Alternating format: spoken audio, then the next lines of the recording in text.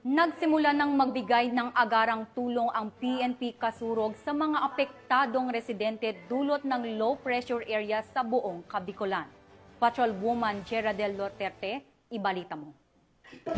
Ginagawang koordinasyon ng Kasurugkap sa pamumuno ni Police Brigadier General Nasser C. Babagay Jr., Regional Director, kasama ang mga local government units at mga city at municipal disaster risk reduction management offices bunsod ng walang tigil na pagbuhos ng ulan na dulot ng low pressure area. Bilang tugon, nagsimula ng magbigay ng agarang tulong ang PNP Bicol sa mga apektadong residente, partikular na sa mga pamilyang kinakailangang lumikas mula sa kanilang mga tahanan dahil sa matinding pagbaha.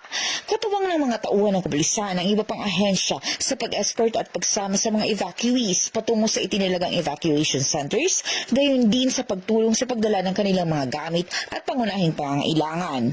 Tinitiyak din ng kapulisan ang seguridad at kaayusan sa mga lugar na matinding naapektuhan ng pagbaha upang mapanatiling ligtas ang mga naiwan nilang ari-arian at maiwasan ang anumang hindi kanais-nais na insidente. Patuloy din ang pakikipag-ugnayan ng PNP Bicol sa mga kinauukulang ahensya upang matiyak ang mabilis at maayos na pagresponde sa mga nangangailangan, lalo na sa mga lugar na hindi pa naaabot ng tulong. Hinihikayat ang publiko na manatiling alerto, makinig sa mga anunsyo ng otoridad at umiwas sa paglabas kung hindi kinakailangan upang matiyak ang kanilang kaligtasan. Mula dito sa Legazpi City, Albay, ako ang inyong PNN correspondent, Patrolwoman Geraldel Duterte, alagad ng batas, tagataguyod ng Balitang Pulis.